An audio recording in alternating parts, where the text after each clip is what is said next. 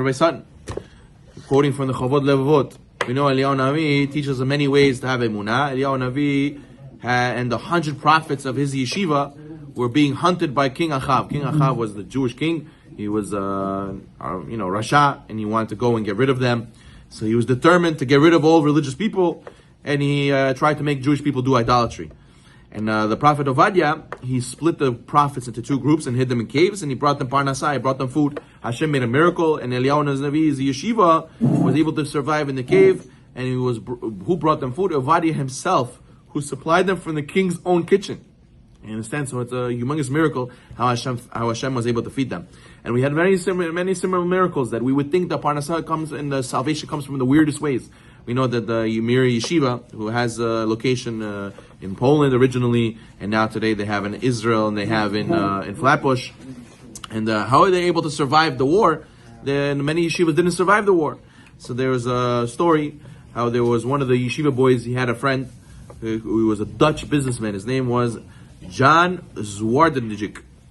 Interesting name. He says that he was one of the huge businessmen in Lithuania, and he was also involved with the Dutch government. And he ended up being that these two people loved soccer together, this student and this businessman, and they ended up being close friends. And eventually, he ended up because of the friendship, he ended up being able to get visas, over 2,300 visas, to the Caribbean island, the Netherlands. They owned the Caribbean island called Curacao, and they were able to get a lot of students to run away over there. And also, they got to be able to get to that place, you have to travel very much to this Caribbean island, in the middle of Europe. To get to this Caribbean island, you have to travel all across Europe. So they had to get visas to get out of Europe. And there was a very nice man named Sugihara, who was the vice consul of the Japanese Empire in Lithuania, the Japanese councilman in Lithuania. He wrote them a lot of visas. He wrote them over 3,000 visas to escape to Japan. And then the Russians, on top of that, let them use the Trans-Siberian Railroad. That also was a chidush. So you have three individuals. You have the Dutchman. You have the Sugihara from Japan. You have the Russians who let them use the trains.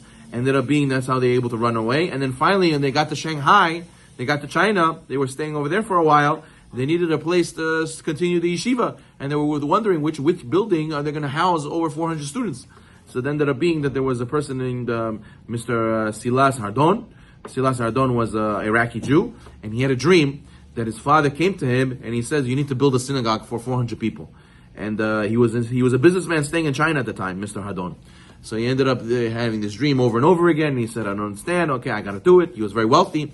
He ended up buying a huge building in China, and he ended up making a huge shul, very, very beautiful, decked out shul in the middle of China. You know, there's not so many Jews over there, and everybody's wondering why is he building such a magnificent shul as if he is having a huge community. There's no community. There's barely 10 Jews here.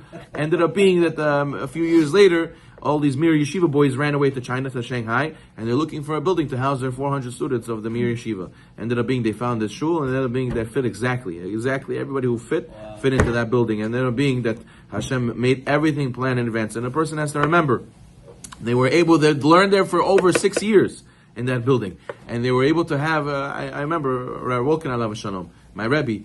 Rahmat Kuneh. He said that his grandfather was born in Shanghai. His grandfather was from those students, the children of those students that was born in. He has a Chinese passport, and then he's Chinese. He's a Lithuanian Jew who has a Chinese passport. All right, and then and is able to, because he was able to run away to the Mir Yeshiva was able to run away.